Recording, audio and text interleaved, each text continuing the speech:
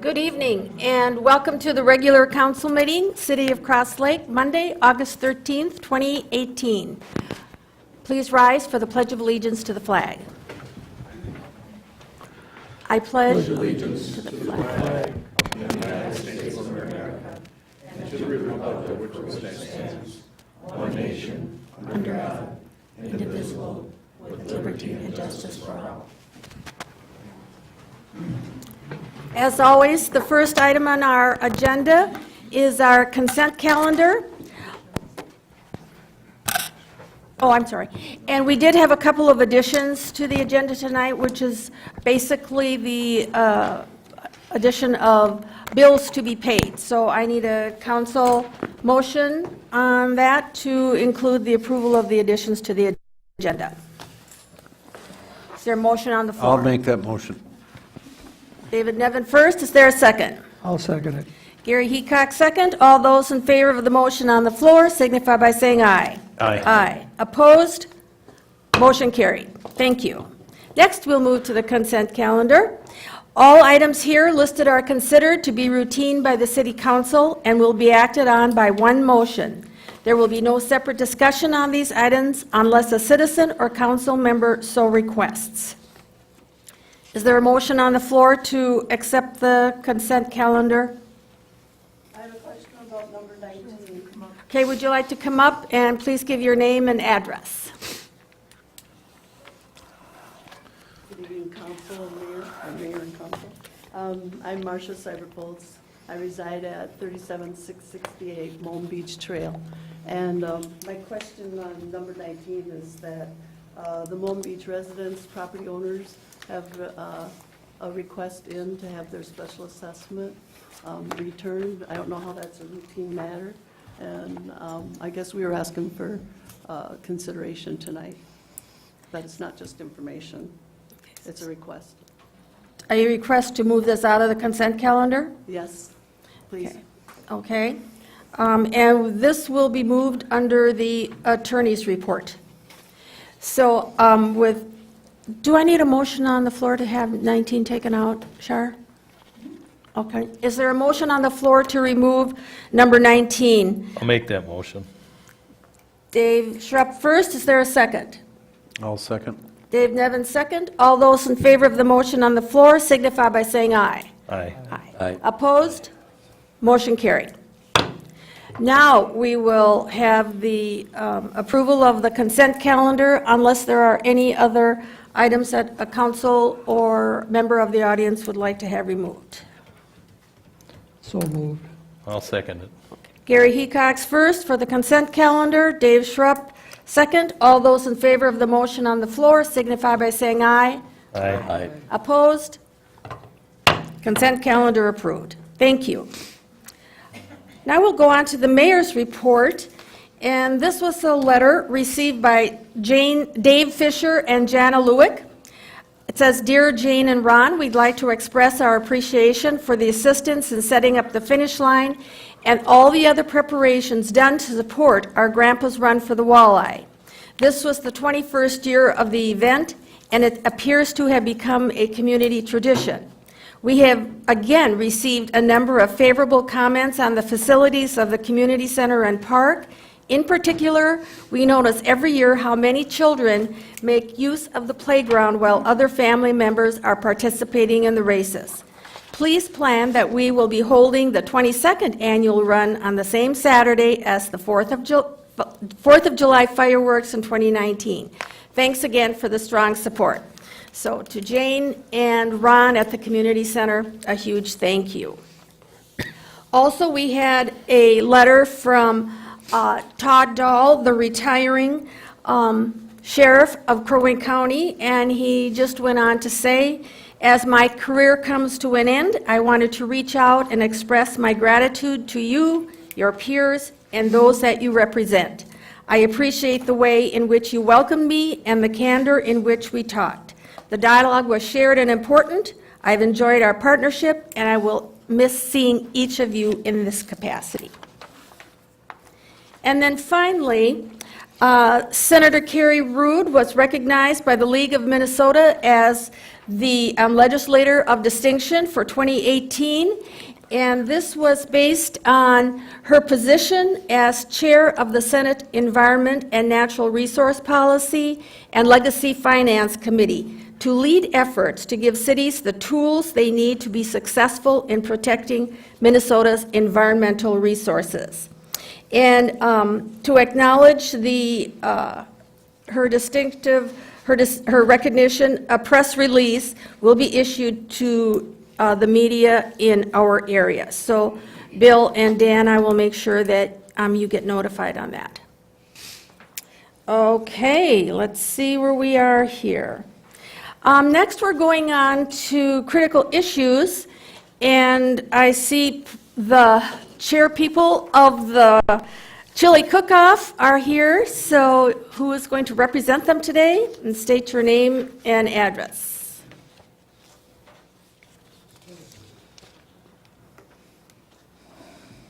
Heather Jones. I'm the chair of the Cross Lake Days Committee. And Cross Lake Days is coming up September 27th to the 29th. Thursday kicks off our 3-day hunt for the hidden chili pepper. We have a drive-by brat sale and outdoor movie at the Army Corps on Friday. Saturday, there's events all over town with the annual classic car, truck, and motorcycle and tractor show, arts and crafts, the annual disc golf classic at the community center, the Log Village Cider and Candlelight Tour, and businesses are going to be offering deals, activities, and entertainment all over Cross Lake for the 3-day event. And it's also the 32nd annual Chili Cook-Off. So, per state law, I'm asking for you to approve the Chili Cook-Off in Cross Lake on Saturday, September 29th, 2018, hosted by businesses who prepare and serve the chili at no charge to consumers. Is there a motion on the floor to host another Chili Day? I'll make that motion. Dave Schrupp first. Is there a second? I'll second it. Gary Heacock second. All those in favor of the motion on the floor signify by saying aye. Aye. Opposed? Motion carried. Thank you. Thank you, Heather. Next, we have Tim Shalo. He is the chairman of the Light Up the Dam Committee, and we look forward to his update. Yeah, Tim Shallow, 12956 Morningside Drive, Merrifield, Minnesota. And yeah, thank you for giving me a few minutes today. We, at Light Up the Dam, are moving strong here. I think we're about in our 5th year. I've been on the committee for 3, and I'm the current chair of the committee. And at a recent meeting, we realized that we really hadn't given you folks any information for a while, so I thought I'd try to get on the agenda. Our mission statement is to highlight Cross Lake's natural assets by creating unique experiences for residents and visitors that drive economic and social sustainability. We are based under the Powell Foundation, kind of under that umbrella. And as we move through the years, we have received gracious, generous gifts from the Lions Club. They kind of helped get things rolling. And you'll notice the wreath on the dam at Christmas, the shamrock for St. Patty's, of course, the huge Santa and reindeer display. Lions had a hand in all of that, as well as our most recent addition, and I'm not sure if anyone got a chance to see the 15-by-9 American flag that was on the dam over the 4th of July.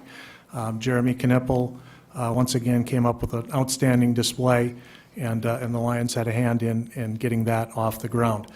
We realize that when the sun sets at 10 o'clock in July, it's a little difficult for some people to see something lit up, so we are going to put that back up for the Corps' Wounded Warrior Weekend coming up a week from this weekend, and it will be lit up on the dam deep into September. So I urge you all to stop by and take a look at that. As far as other fundraising that we've been doing, we seem to have hit upon, and Heather mentioned it, the drive-through brat sale that we will be doing. That's kind of our main fundraiser. I can't say we're self-sustaining yet. However, last year we budgeted $3,000 for lights, cords, connectors, et cetera. And the 2 brat sales basically brought that in. So we're awful close to that point. We do the movie night program. We have got 3 of those down. There are 2 more to go. We've added kettle corn this year, Jeremy Knippel again. came up with well, we've looked at a video on YouTube, and a week later, he basically had a working prototype, and we've been doing kettle corn all summer long at the movies and at the brat sales. If you haven't tried it yet, you're missing out. Basically, we have some great partners in the Corps and the Chamber, but it goes beyond that. Cindy at the Chamber has done a tremendous job getting partners, sponsorships, whatever you want to call it, to help pay for the movie licenses, which are not cheap. They run $200 each, and we have obtained enough sponsorships to cover that and then some. So our popcorn is covered, and other things are covered as well. The other event that we do is the Holiday at the Dam. That's the first Saturday in December. That will take place again as per usual. Santa will be there, sleigh rides through the park, etc. We are an all-volunteer group. It's a growing group. We have picked up some new members. We're starting to track our hours, and just to give you an idea, we're estimating, when all is said and done this year, the number of volunteer hours that this group donates will be in the high hundreds, if not over 1,000. And we'll have that information for you at the end of the year, but we are tracking that this year. There are a few things we're looking to add. We're looking to do some collared Christmas trees where we can kind of crank them up into open spaces and string those kind of similar to what you see at Bentleyville with their big centerpiece tree, not on that scale, of course. We're looking to put in a couple of large candy canes near the entrance to the park to kind of mark where you go. And we also stumbled upon something. When they put the flag up, we needed to get the cord out of the way. When we have a device on the dam in the winter, you don't really worry about cords so much. There's not a lot of people out walking around. We had to get the cord out of the way. So Jeremy ended up fashioning kind of an arch. We looked at that and said, we could use about 6 more of these. We'll put lights on them, and it'll be a nice little tunnel for people to walk through, get around to the other side. So we're always thinking, always looking. Just in closing, we'd like to thank the city for allowing us to store our big pieces. Ted's been great about getting those down to us when we need them, and we do appreciate that. And we are looking for more volunteers. Like I say, we're growing. We've picked up a few people this year. On September 22, we are going to be doing our first big work day. If anyone's interested, if they make mention to you, hey, how do we get in touch? Put them in touch with me, Cindy at the Chamber, Corrine at the Corps, Bill at the Chamber. We'll put them to work. September 22, we'll buy them lunch, and we're going to do a booyah down there. And anybody that comes to help us get lights sorted, checked, up on the dam, up on the entrance station, we'll provide lunch for them. So I think that's about all I have. If anyone has any questions, I'm happy to answer them. Council, do you have any questions for Tim? Sounds good, Tim. Okay. Yeah. Thanks again. Yes. Thank you Thank for you. all of the hard work and for the great effort that your committee does. It really adds to Cross Lake. Thank you. Next is public forum. No action will be taken on any of the issues raised. If appropriate, the issues will be placed on the agenda of a future council meeting. Speaker must state their name and address. Each speaker is given a 3-minute time limit. Are there any audience participation on public forums? If not, we will move on to the city administrator's report. Okay, thank you. I've just got 2 updates for you tonight. First one is an update on the budget and the schedule. What will be our first budget meeting is scheduled for next Monday at 3 p.m., and I just want to make sure that time still works for everybody. I believe, Gary, you'd prefer 6? 6 would be fine. How does 6 Wasn't it work for 6? everybody else? That's fine with me. Brad? Dave? Should be fine. And 6 is fine with me. So we'll move it to 6 o'clock. What's that date? What is August Monday? 20th? Okay. I had it at 6. Okay. Right. Okay, thank you. The next item I have for an update is on the bond issue for Manhattan Point. We've got what we think are all the final project costs in, and the total project cost, including the trail, came out to about a little over 1.1 million. And when we did the budget a year ago on that, we figured we'd need to provide about $500,000 of levy. Now, remember, some other projects came up during the year. There was a small repair on Daggett Pine Road, the bike trail by Duck Lane, and a bunch of other smaller projects that add up to about $85,000 total. So the short story is, we can actually reduce the amount of bonds we need to issue. You know, when we first did this a month ago, we were looking at about $800,000 of bonds because we came in better on the trail.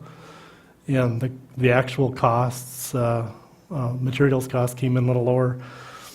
We only need about $700,000 for bonds. So I've got David Drown reworking some numbers for us, and we can talk about that at the upcoming budget meeting. Okay? So unless you have questions for me, that's all I have tonight. Any questions for Mike? Okay, thank you, Mike. Next, we'll move on to our commission reports, planning and zoning. Good evening. I had 2 items for you, but the first one that is on there for the Meets and Bounds subdivision, they did not come in and pay their park dedication fees, so we can't have you vote on that until they pay that? I'm here. You are here. Okay.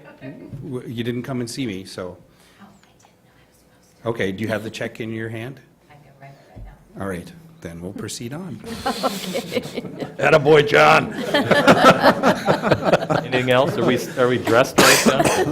Threats always work, right? So we have a recommendation then from the Planning Commission Board of Adjustment to approve a Meets and Bounds subdivision. It's parcel number 120-071-101K-00009 at 37713 Forest Lodge Road here in Cross Lake. They want to divide this parcel, which currently is 4.4 acres, into 3 separate tracts. So they're creating 2 new parcels on there. The parcels meet all of the requirements of the ordinance, lot width, lot size, and building envelope. And I'm going to try to get to the right spot here. And this is just to show you where it's at there. So when you come down Anchor Point Road, turn down Forest Lodge, it's a big lot that's right here. They're creating 2 new lots on the south side here, and then the remnant lot will be on the north. Again, it meets all of our requirements for lot size and width and building envelope, and the commission has recommended that you approve this. Do you have any questions for me before I ask you for a motion? I'll make that motion. Brad Nelson, I'll second. David Nevin on a second, and motion includes cash? Yeah, I'm sorry, that would include also the $1,500 per new lot. yes, okay. Park dedication fee in lieu of land. Okay. Thank you. Okay. We have a first and a second. Are there any further questions for John? All those in favor of the motion on the floor signify by saying aye. Aye. Opposed? Motion carried. Thank you. The next item on the agenda is we've had some changes that we want to do to the ordinance. The majority of them are required from the FEMA updates that happened last August. In the fall, we received notification from the DNR that we needed to make some updates to definitions and add some different things in there. I held off on doing these changes while we were doing the comprehensive plan because I was really waiting to see what additional changes would come out of the comprehensive plan. And there's a few other things that they want to look at, but we're trying to hold off on the more controversial ones. This one is basically more, I think, the easy stuff. Really, the big thing is, and I've given you a list of what all those changes are and what they pertain to. Certainly, if you want a copy of the marked up ordinance, I can send that to you. This is just asking for your permission to put these changes out for a 30-day public comment period. Once we have that, and you all can go through it and you can add additional comments, whatever you want during that process, we will record all of those comments that we have, address each one individually back to the people that make it, and then we'll come forward for a public hearing with the Planning Commission when that's done. What we're asking here is that this gets out on the website, and the publishing happens around the 21st of August. Public hearing will end then right around the 23rd of September. We will bring this to the Planning Commission on September 28th, and they will then send a recommendation to you that we propose being here on or about October 18th for final approval. Now, again, you have a list of what's there. Really, there's 4 of them that I kind of want to point out specifically, and it's the third one down from the top. Everybody has seen the water-oriented accessory structures that we put up, the little shed or gazebo that's down by the lake. We get a lot of people that want to put a deck on top of that. We made a determination that you get one use. That one use is the shed or the deck, but it can't be both. So to preclude people from building a shed and then 3 years down the road putting a deck on top of it, we're making a proposed change that they have a minimum of a 412 pitch on that roof. Kind of hard to set a lawn chair up there if it's a 412 pitch. So that, hopefully that would take care of that issue. You go down 2 more. Somehow when we redid the ordinance back in 2014, the first time, we made a change in the commercial light industrial standards for lot width. It was a 100-foot lot width. It somehow got changed to 150. It's been 150 for the last 4 years. No one has tried subdividing commercial light industrial lots until now. So we have someone coming in, and they're actually going to have to ask for a variance before they can create the 100-foot lots that they're proposing. It's consistent with the county ordinance and everybody else around us for this 100-foot lot width in that zoning district. So we're asking for that change. Some more changes to fences. We get a lot of people that want to put a fence around the garden. And if they want to put a fence around the garden, they got to get a compliance inspection for their septic system and come and get a permit and stormwater. There's everything that goes with it. We're trying to say if you construct a fence more than 5 feet away from the property line and more than 15 feet away from the edge of the public road right-of-way, it's not a fence and you don't need to get a permit. So hopefully that'll help people that want to put garden fences up. Okay. And then goes through our changes and some administrative stuff. And then the last one is a year ago in August, when the DNR and FEMA updated the flood protection information in the city here, about a month later, they changed the base flood elevation for Big Pine Lake. They raised it 2.06 feet, which is a big difference down there for a lot of those people on the south side of the lake. We need to change that in our ordinance to reflect what the DNR and FEMA are requiring for that base flood elevation, and then what their bottom floor elevation has to be for any new construction. So we want to have it in the ordinance because we've had a lot of questions and we've had a lot of people confused because it's not correct in our ordinance right now. So that is what our proposals are. If you have any questions, certainly come and talk to us, but we would like a motion to be able to public notice this for the 30-day comment period. I will make that motion. I'll second it. Dave Nevin first, and Dave Schrupp second. Are there any further questions or comments for John? How does that affect some of the people on Big Pine raising that 2 feet? Well, we had to have someone come in and when they come in to get their building or their land use permit to build, we are requiring some of them to have a surveyor come in and shoot their bottom floor elevation, and there's an extra form they have to fill out. So it adds a bit of cost to their permits.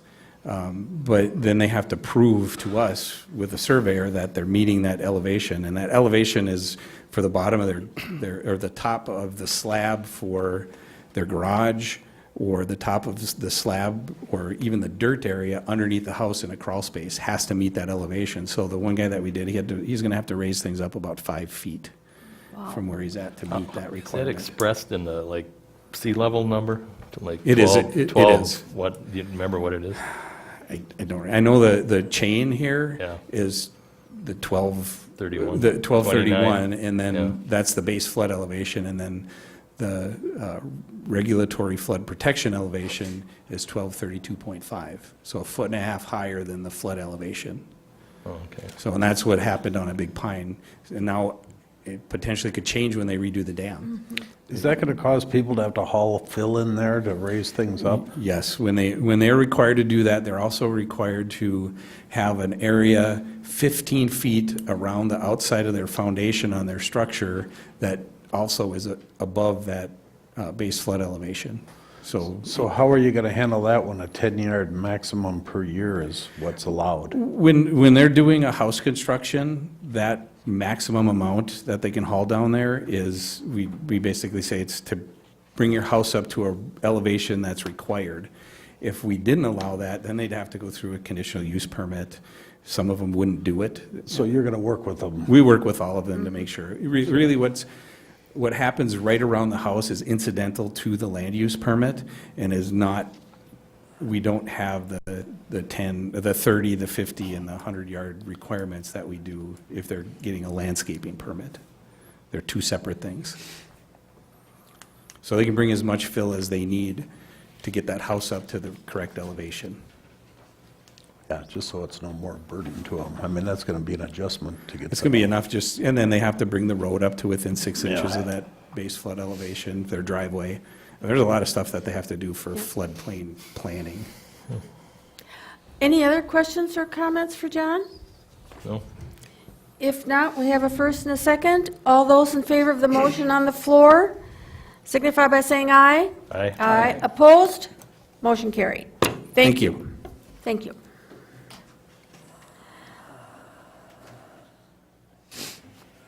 Let's see, how do I say this? We'll have the indoctrination of our, the first report from our new park director, TJ Grumman. Nice to see you all here. Nice to be here. Thank you. My first member of business, library volunteers have expressed their concerns to the Library Commission regarding our copying service. Staff is asking for a motion to relieve our duty as supplying copying services in both the library and community center.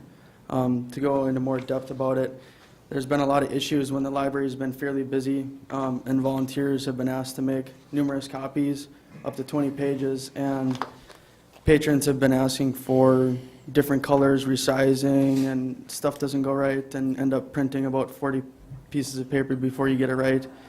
And they just expressed to me how much of their concern is about copying service. So they want to cut it off in its entirety?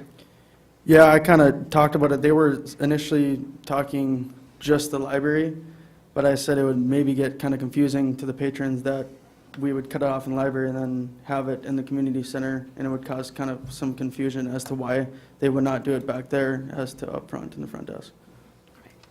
And we kind of talked about other solutions throughout the city where you could get copies. Right. So that will be available to Right. any of the patrons? Right. Right, okay.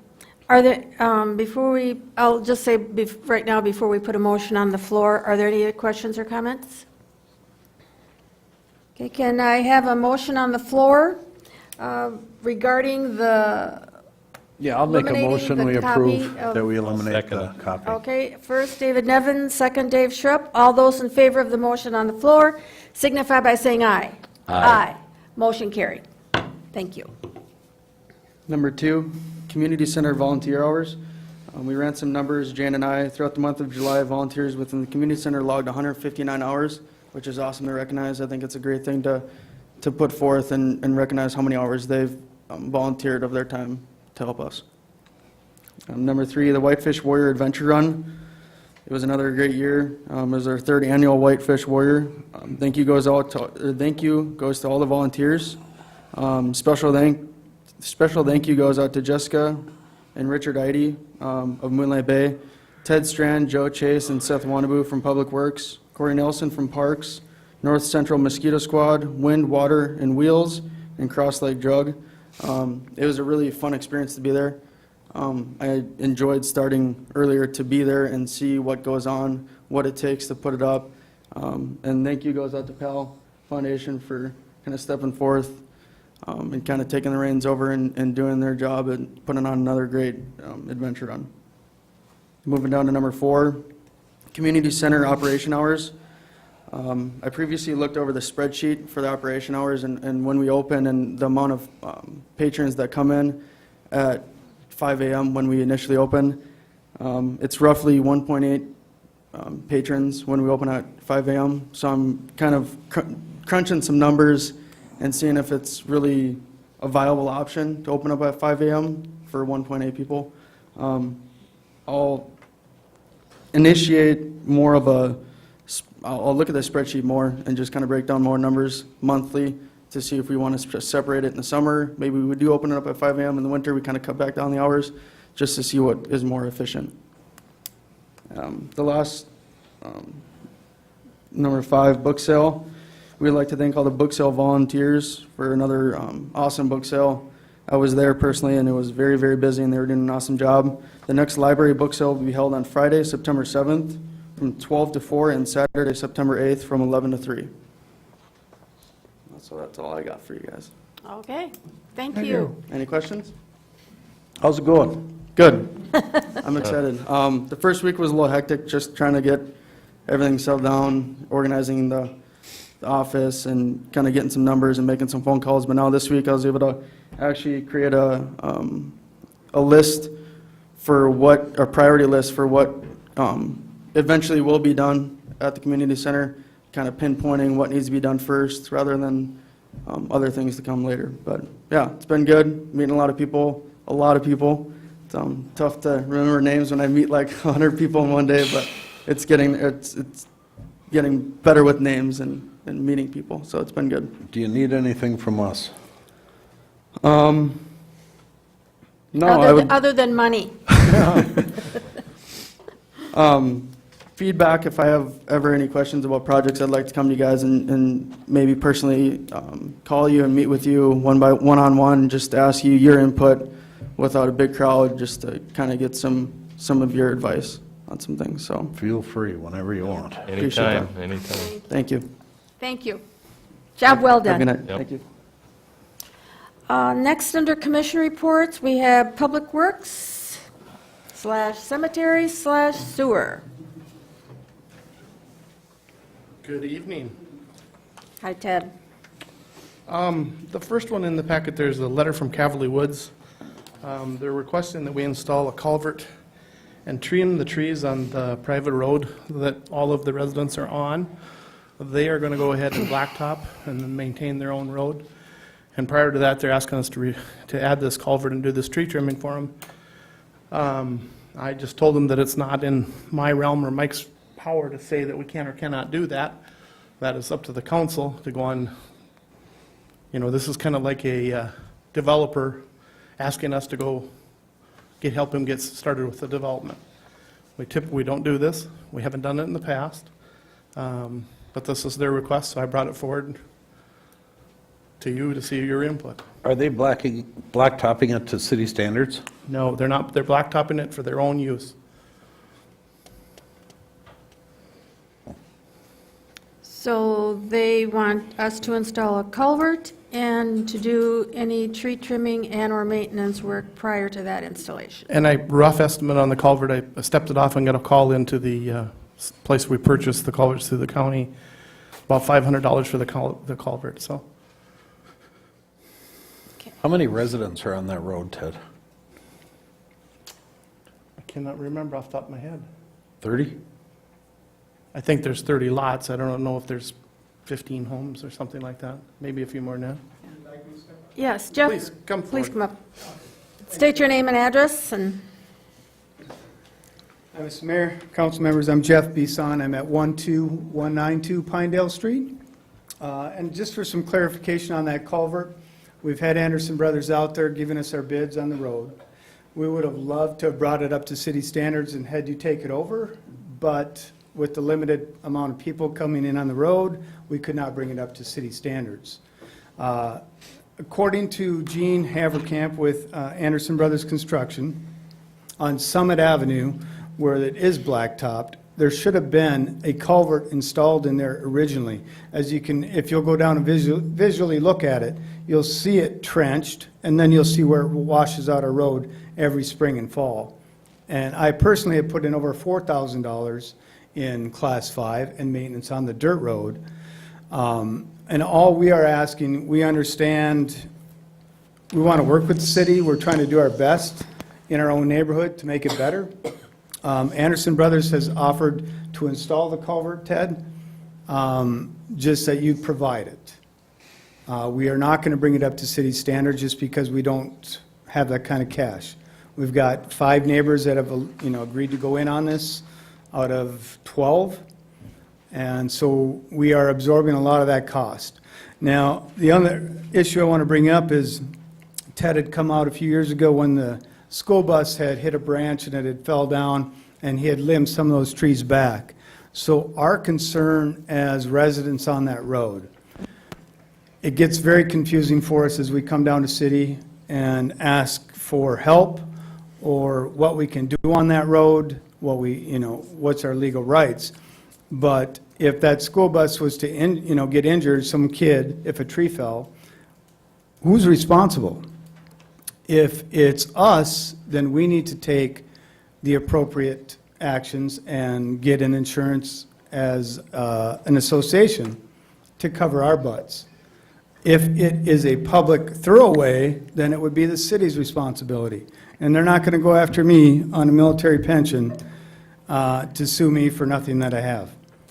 So I just want to make the city aware. We just want some clarification. We want to work with you. I think this is pretty limited in what we're asking to do what we want to do and make it safe for everyone. And I guess it's just an opportunity for the city. We really want to know where you stand. And then from there, we can go ahead and do what we have to do to protect ourselves, because it's such a touchy subject. So I thank you for your time, and any questions you can go ahead and ask me.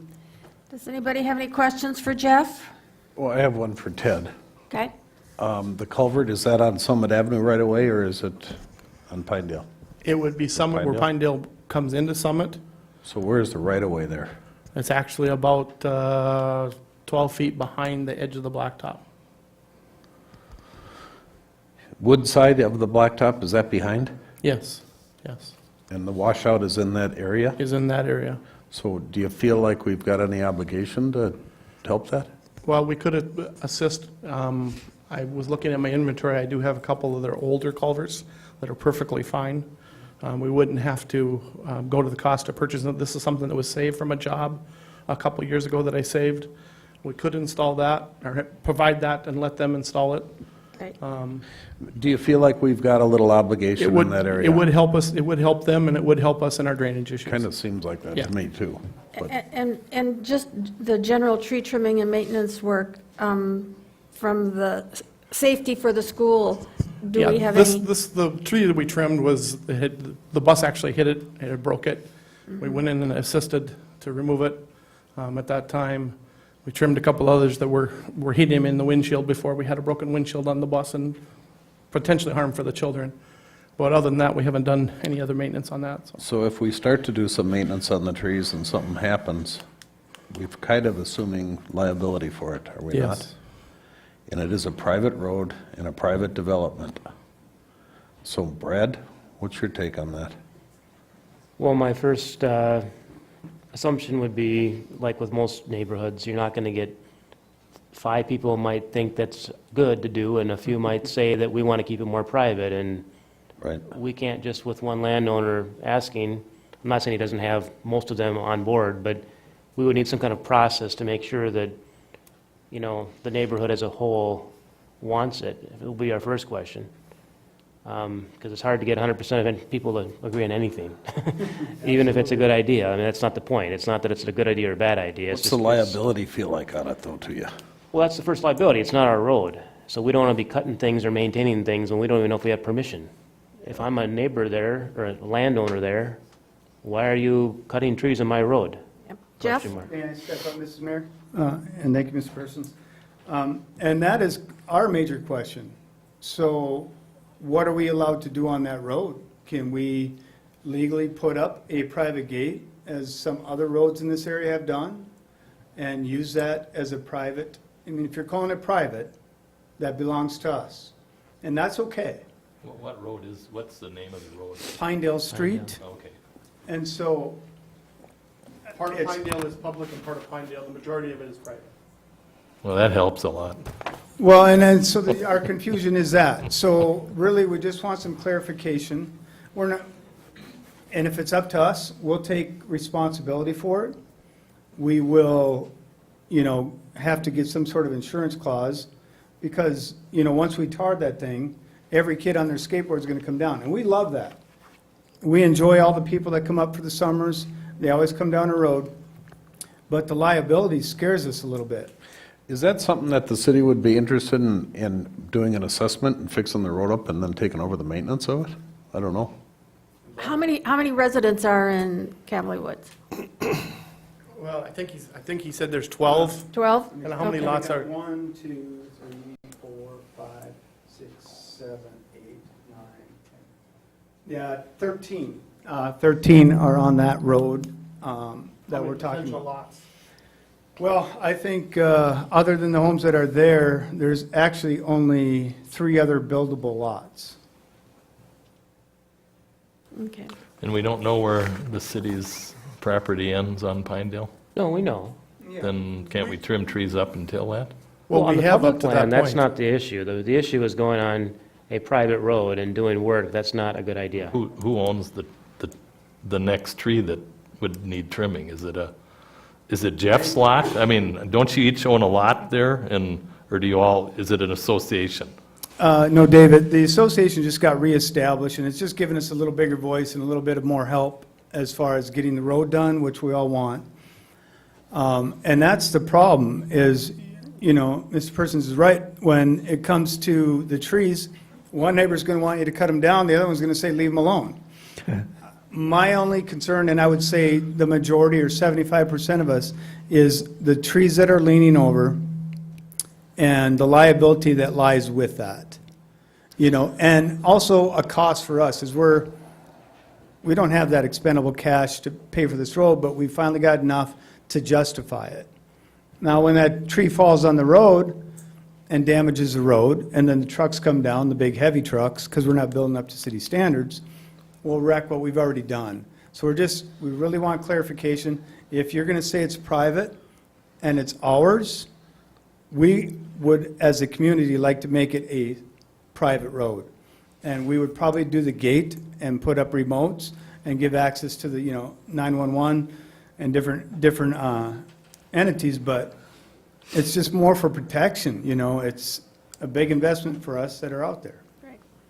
So if it's a private, if it's designated as a private road, then you'll go ahead and get your own insurance and protect yourselves that way, through the Yeah, homeowner's Mrs. insurance. Mayor, I think that's something that we would seriously look at that Yeah. point, because then, And then and then we'd also your- like clarification then if it is a private road, and then this may go into John's area, what then do we have to follow as far as building codes? If we own all the way up to the road and we're responsible for that, it gets mucky. So we just want some clarification okay. and know what we have. And we can deal with what we have, we just need to know what that is. Yep. Okay, John, do you have any comments on building codes then? Sorry, John. All I can say about this is it's a platted road right-of-way that's dedicated to the public. It's the road was put in there, and it was never up to the standards, so the road itself is private, they're upkeeping. Now, I think the question that they have is, outside of that road itself and cutting trees, you guys have a policy of no improvements in the road right-of-way by the property owners that are next door. So that's what you have to grapple with here. Do you allow them to do their own improvements in the road right-of-way that you own? Or does the city come in and take care of the trees that are in the road right-of-way that are interfering with the bus going down the road? I think that's really the question that you have there, because it's a public right-of-way, open to the public. They can't, unless you vacate that road, you own the land underneath it. And it's categorized as one of the roads that we don't maintain. We never accepted it as our maintenance program, so we do nothing with it. Right. So Ted, what would your recommendation be? Well, I truly would like to see that they come in with a petition as a group, and is it 70% or all of them, or I don't even remember now. If they want to do an assessment project and make it a public road, it's easy, but if they don't, it's also easy. I mean, either it's public and we maintain it, or it's not. Okay, I don't think that's much, Okay. I get his concern, but we can't maintain a road that's not accepted by the So if city. they were to come in with a petition of 70% of the people wanting the city to take it over, then we could look at what the cost would be, and, Sure. I mean, that's what it seems like, to me, would be there's 12 to 15 people there, houses, residents, you know. And are you talking assessing them the cost of the new road? Well, at least looking into it at this point, I'm not sure what that'd be. That's but- yes, because usually a developer is responsible. Yeah, to bring it up Do to the road city, and number then one, they take and over the then- maintenance. Neighborhoods can do it too, but they'd have to, normally how you do it is you don't build a road for free. I mean, you would ask for them to sign an assessment agreements. Right. Is that okay? If I could just step in, and this is the arguments that we have in our neighborhood all the time. And many of them come down here and ask the city to take it over with the majority and have been declined because the city has told them they can't assess them and do that road for whatever reason. Now, there's a lot of issues out there besides that. I've been before the council 3 years ago with the property line issue where my neighbor's house in the back of her garage actually goes over my fence. So a lot of things weren't done right back in the day. We're trying to make the best of it. I think the best situation in this is that we work together, because if we separate from one another, it's going to cause more trouble, I believe. I mean, we're just simply asking for Ted, he's got a culvert down there, Anderson's will put it in. Come down and we'll even walk the road. We'll flag the trees. We're not going to cut unnecessary trees, just the ones that are leaning over and we know are going to fall within the next year or two. I would like a joint thing. If we're going to do the assessment, I think you would have the same majority that would go for it. But then again, on that little tiny road, people speed down it as a dirt road. It concerns us as a neighborhood what might happen with all the kids playing out there now. So thank you for your time. I appreciate it. Ted, next steps? Well, I'd really like to see him to come in with an assessment and do it right. That's what I'd like to see, Okay. too. I mean, it's, Supply the culvert, get the road so they can, I think there are a lot of potholes on that road, aren't there? Rough. there's more than potholes. At It'll least get swallow it a truck. shaped up so it's drivable, and put the culvert in if that's necessary, and then, Does that make sense to you, Jeff? So what I'm understanding is now the city wants to come in, do an assessment, get a cost of what that road be to be brought up to city standards, and then take it over? Is that what you're saying, Is Dave? that, Right now, if we can get them to sign the assessment agreement and get the majority of them to sign it, bring it forward, back to you guys. You ask the engineers to get a cost of the roads, so that these guys have an idea what it would cost, their assessments would cost, and then we can move forward from there or not. that's what I'd like to Very- see. It's very hard for the city to get involved in private roads. Well, it 'cause wouldn't there's be a lot of private them road, around it's- here. it's changing it to a public road then. I- But I think I if we got the understand that, school but right buses and now, it's everything a going private down there, road. I think we got a little obligation, you know. Dave, do you have any questions or comments? Dave Schrupp? How much is it going to cost to get a proposal from the engineering firm? And what if you don't opt to do it, and then we're stuck with the cost? Well, and this has been our battle for 4 years out there. So we finally took it into our own hands, you guys. We've all put a deposit of half down on the road already. They're starting next week. We also, or some of us are putting in our own driveways. And we've paid half down on that because the city has denied us this every time we've come down. So to go back down that road where we're all finally excited that this fall, we're not going to have to track mud into our garages and go through potholes. At this point, we've got, and we even had one drop out, and we said, we'll assume the rest of that road for the little old lady that's moving out. So my cost went on the road from about $3,700 up to $4,600. That's a lot of money for me. But then the rest of the neighbors are like, we just got to do it because we have the majority on board. One lady's paying for Northwoods all by herself. Now, she may be able to afford to do it. I don't think it's fair. So what are you saying, Jeff? You don't want to deviate from that plan now? You want to move forward? I think we're too far forward as a neighborhood. We've been down here so many times, and, I mean, every single neighbor has come down here and talked to the city about this issue. And I know it's a touchy issue, and I think that's why we came with this proposal to work together, just to, we're a community, we love it. We love the vacationers, we love our neighborhood, and we don't want to be a nuisance, yet we feel like we are every time we come down here, because yes, you can do this, oh wait, no, you can't do that. It's a private road, no, it's a public road. We really want to know what it is, and then we can deal with that. It's just, truth, what is it? We're at the process now of, we thought it was a private road with public pass-through. I don't know what that means. That's so confusing to me. Well, But public we've right away, I agreed- would assume that you can't put a gate on it then. It's got to be open to the public. Well, that's my point here. So if I can't put a gate on it, then the city must have some obligation. And that obligation, I do believe, is very fair in asking you to provide the culvert and trim the darn trees. We can, we'll get fined. So that's all you're asking for right now is us to provide the culvert and to do tree trimming and maintenance work? Well, I would even, the maintenance part, no, just. Prior to the paving of the road? Yes, Mrs. Mayor, that's basically all it is. It's just trying to work through a difficult problem for the city and for us as neighbors. And I wouldn't say there's nothing on the maintenance part. Anderson's has, agreed to put the culvert in. We just need some trees trimmed and know where we stand. And then we can move forward, whatever that decision is. It sounds like that you have a third question that needs to be answered too, whether or not it's public or private, because this Dave, I is think news to that- me, but if you've been Just dealing to with that repeat it, issue yeah. for Yes. To be for clear this again, long.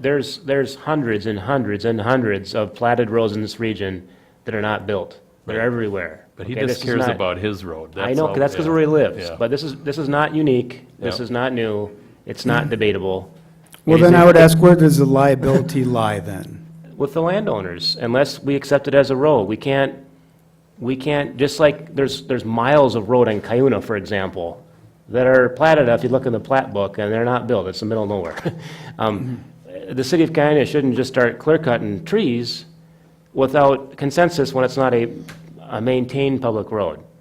So whether to make it a public road or not, it's up to the city. That's completely a policy decision, but I don't think it's good policy to not accept it as a public road, which we normally don't do unless it's built to city specs, and then willy-nilly do parts of the maintenance. You are going to upset some people and create more liability than you have now. Even if I've been down that road, I agree, trees should be trimmed.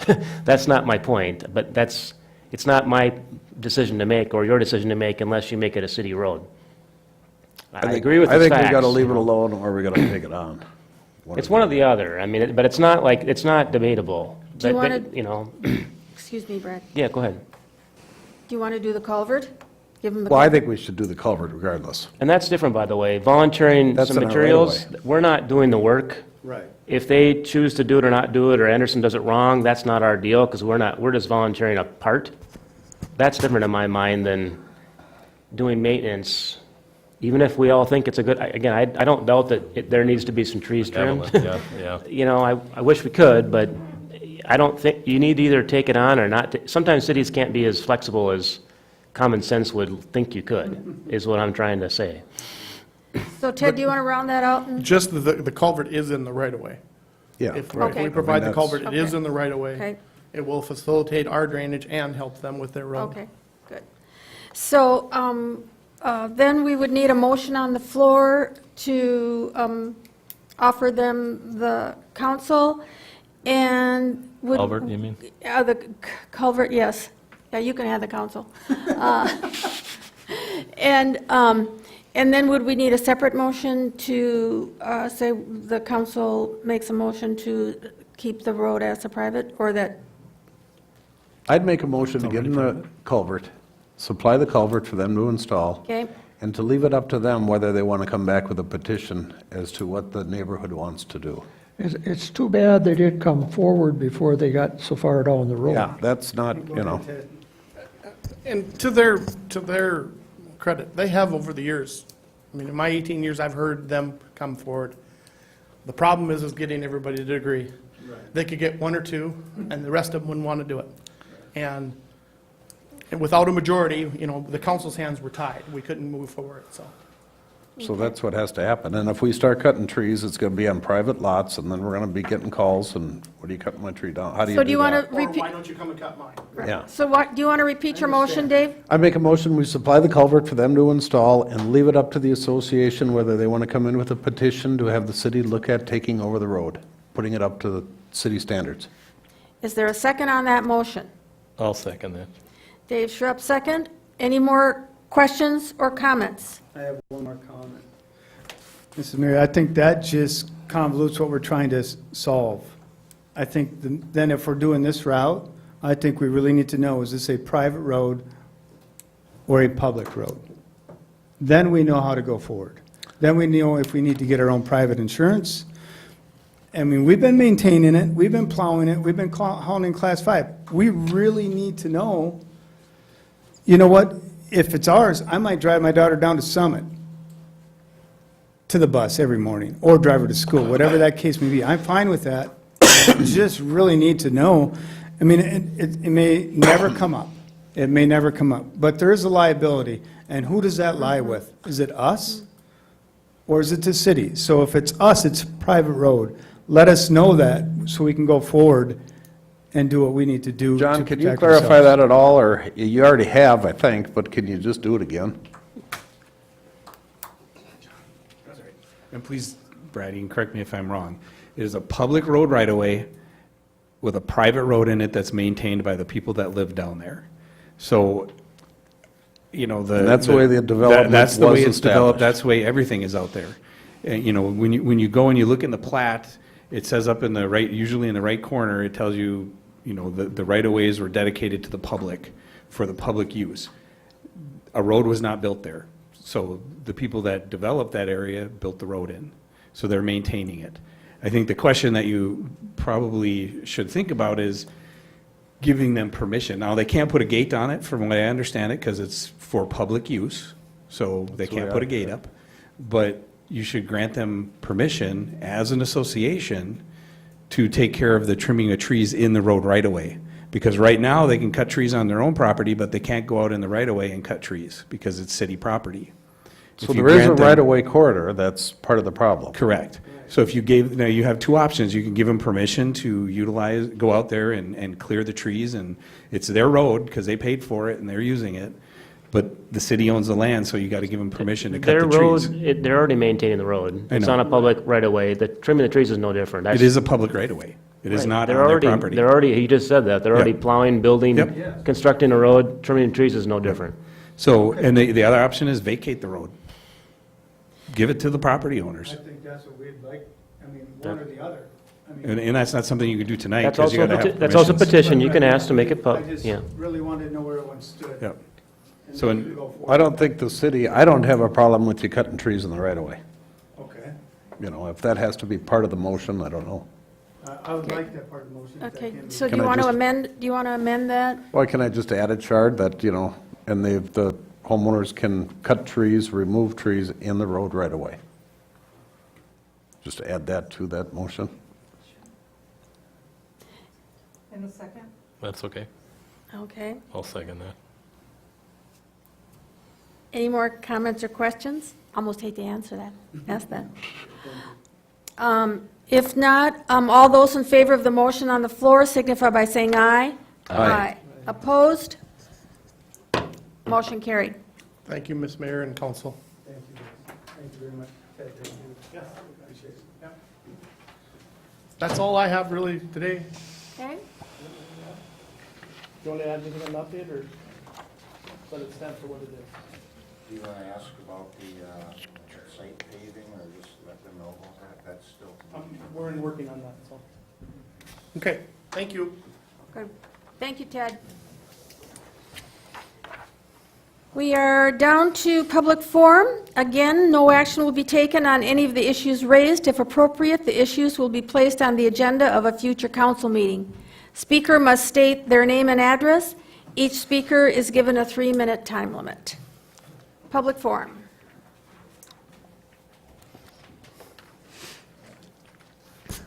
Sandy Malberg, 12644 Anchor Point Road.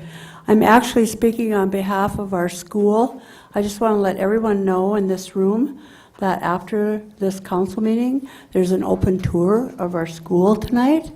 So if you'd like to join us down there, we'd love to have you and show you around. What door do we go through? The main door Okay. on 66. Perfect. Thank you. Any other comments? Moving on to the city attorney's report, and if you remember earlier in the meeting, we moved number 19 from the consent agenda under city attorney report. Okay, I'll try to summarize the facts of that case, and then the landowner, if they're still here, can come up and add what they'd like. But that bridge project, I'm sure you all recall, we had hearings on what type of bridge to build. You made a decision, just like the last neighborhood. It's hard to get consensus on any plan, but we picked one. And then you did the project, you assessed the project, that's all done. Some of the landowners, you can tell, don't like how it turned out and want a refund or rethink the assessment process.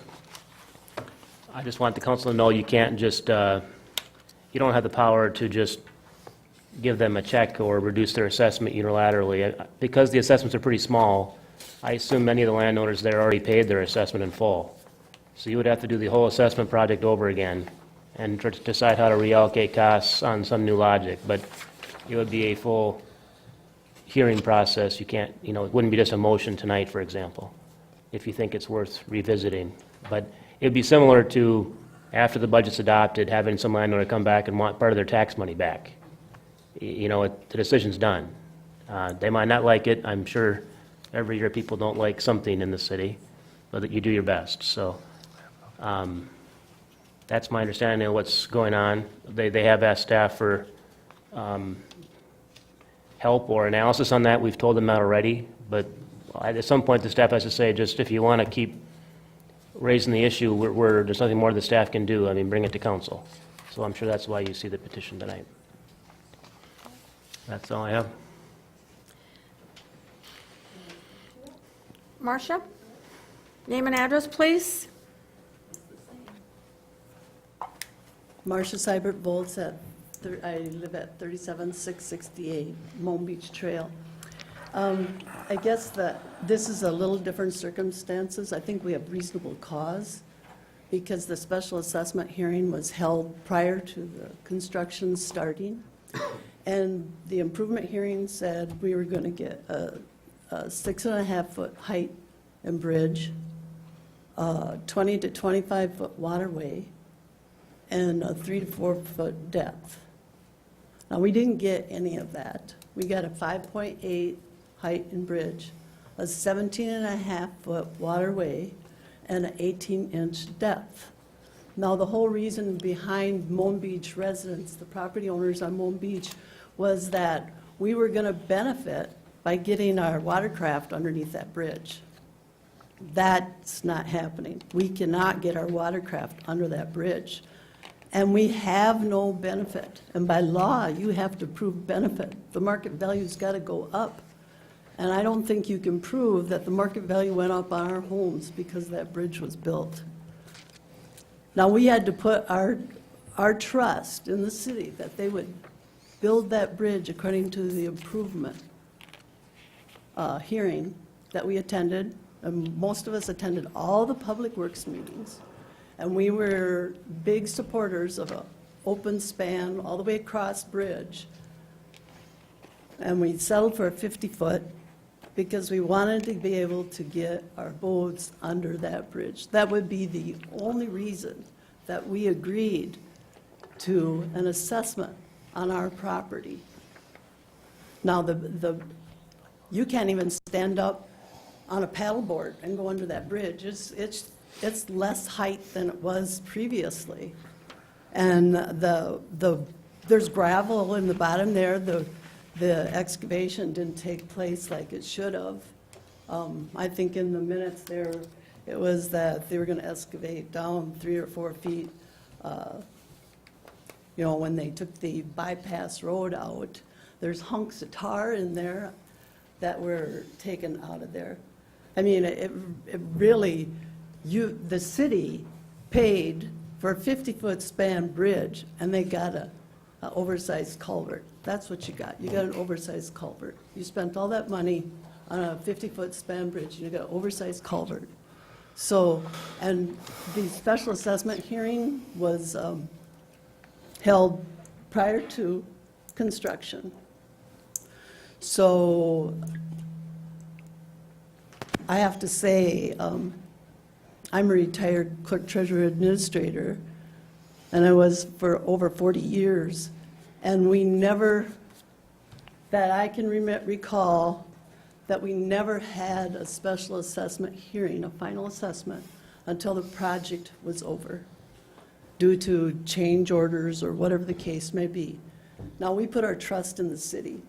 You told us at the improvement hearing, that's what we were going to get, is the 6.5, the 3 to 4 feet deep, and the 20 to 25-foot waterway. Now, if you look at the other bridges on Cross Lake relative to the little Dream Island Bridge, I would say there's an overkill on the riprap.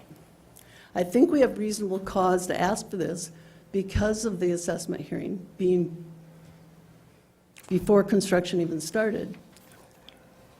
We put our trust in the city, and we didn't get it. We didn't see the final project. If you would have held that special assessment meeting at the end of the project, when construction was completed, you would have got the property owners on Mome Beach Trail would have contested the assessment. There is no doubt, every one of them. They've all signed that sheet. We did not get what we asked for, and it's a shame. It's a disappointment. Now we have to put our trust in you one more time to do the right thing and go by law and just common sense that you would give us back our assessment, because you cannot prove that we benefited from that.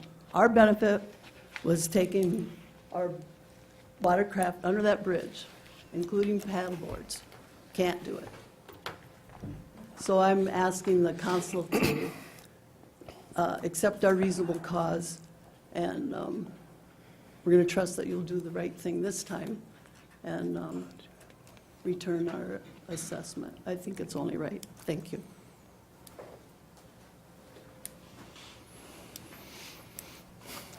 Brad, do you have any further questions or comments? No. Now, in the meetings with Dave Reese here, who was the engineer at the time, he kind of doesn't agree with her on what she's claiming. That's what I've heard, sitting in on the meetings. The intention of that ever being a waterway bridge, I don't think was ever there, but I wasn't at all the meetings, so I hesitate saying that. Can I just say one more thing? At the special assessment hearing, it was mentioned twice by a Mome Beach resident at that special assessment hearing that the Mome Beach residents wanted to take their boats under that bridge. Now, if there was no intention of building that bridge for watercraft to go under, shouldn't have you been responsible enough to say, you're not getting a boat under that bridge? Yeah, Because it was said at the meeting. I was involved in the project from day one, and I know that early on in the project of 2015, we got all the residents of the area involved,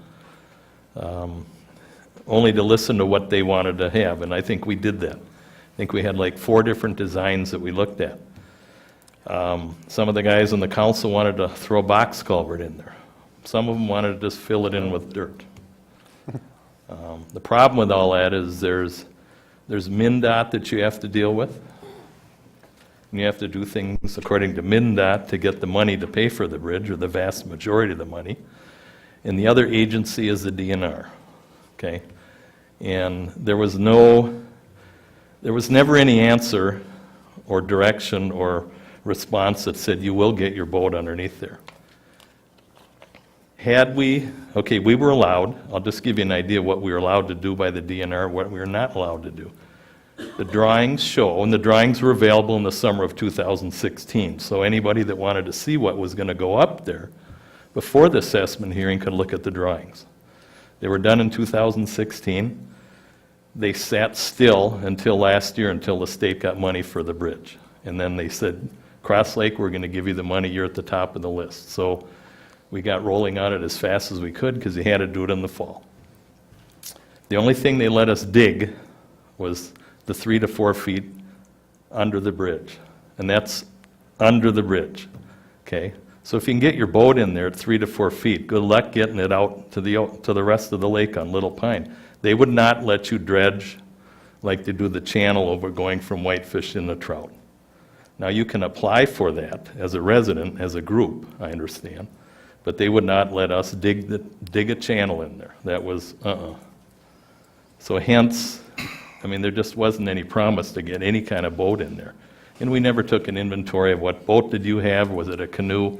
We never did any of that. It just wasn't one of our goals to allow boat traffic, because, you know, if we'd done that and wanted to do that, we'd have to be talking about, well, what size boat are we gonna allow in there? And what time of year, what, you know, the level of the lake. So, you know, our intentions really were not to allow boat traffic. Then that should have been Boat expressed is to in us. general, you know, you can get a kayak through there, or a canoe, or you could push your fishing boat through it, Or you can kneel down on your paddleboard. or do that. But we never talked about any of that. That was, you know, that wasn't one of the goals that we had on the list, you know. Did you know that when everybody was there, it was always discussed, the navigation underneath there? And it's even in the minutes, it's in your Public Works minutes. Oh, I'd like to see those myself, Yeah, because I remember. Didn't you get those Public Works minutes in the packet? yeah, I did, I guess. Were those public work minutes, or? Yeah, yeah. Yeah, it wasn't So what are one we, of the, what are And the even total the- assessments, like 10 grand, counting the heads at what the assessment was? Do you want to give that assessment amount, The Dave? assessments, the amount that was assessed was about $47,000. So the individual assessments came to about $1,050 for practical purposes. Okay, and we've got these people that What signed I the could add petition. to this discussion is there was a public hearing on January 20th, and the issue you're bringing up, the question was asked. And the answer to that question was Dave Reese replied that the scope of the project is to build a safe bridge and maintain current clearance. There was also a question on how deep the water is under the bridge. Dave Reese replied that the water was 1 foot deep in the fall, and that the project would be between 2 and 2.5 feet deep. He also replied that the water flow remains the same with all styles of bridges that were discussed. The information that you've presented here states that changes to the bridge design during construction were never communicated to the property owners. That's not a true statement. The final design that was done. I did write that letter, and I think that the But this person is what that I wrote have that- to look at. Okay, but the person, and I explained that to you the other day when I was in the office, that the person is talking about from the improvement hearing to what Sure. the result was. But anyways- That is the change. There was one change order to the bridge. You know, we all know what that was. It was to put a guardrail on the south side of the bridge. So the information that you've got in here is from the Public Works meeting notes in December. There were subsequent meetings after that addressed the issue you're bringing up. But the with engineer clearance. provided this summary, and it mirrors that. Yep, it does. Okay, so what we're saying is that And we the based bridge our that was designed was decision- what was built. We bet, what? The bridge that was accepted and designed is what was constructed.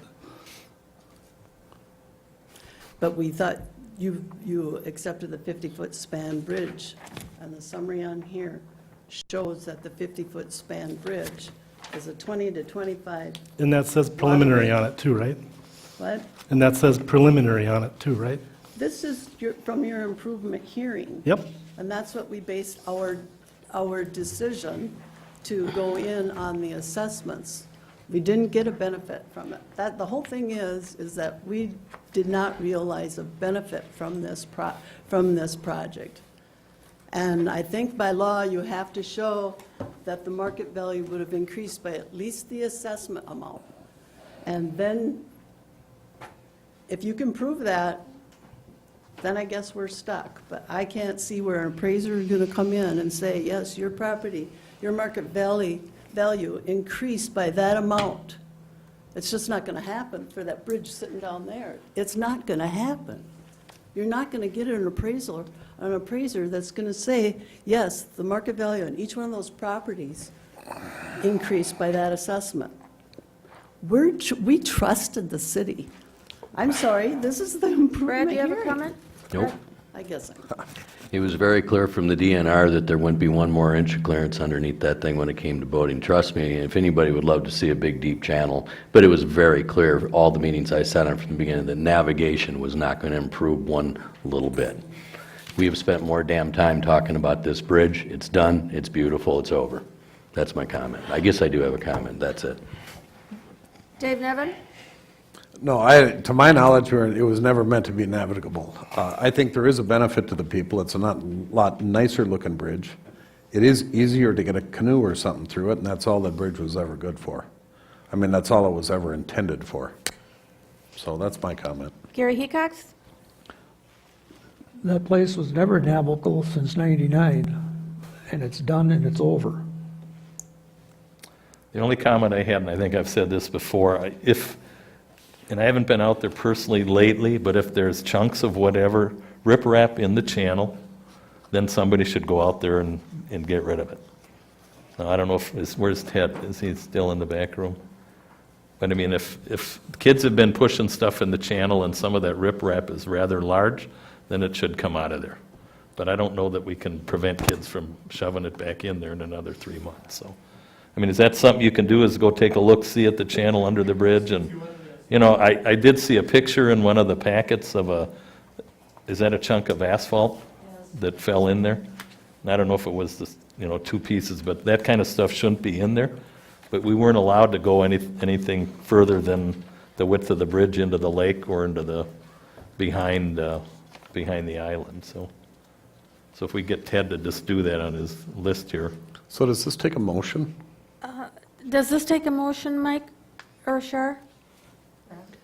Well, to the assessment, no, it's already been done. Right. I mean, to authorize expenditure of time or funds, to the extent it's a big deal. I think it's maintenance that Ted I don't can know if that just look requires a at. motion, but that'd be the only motion would be Mr. Schrupp's idea. I think Ted will look at it. I don't Okay. think he needs a Okay. motion to get it done, so.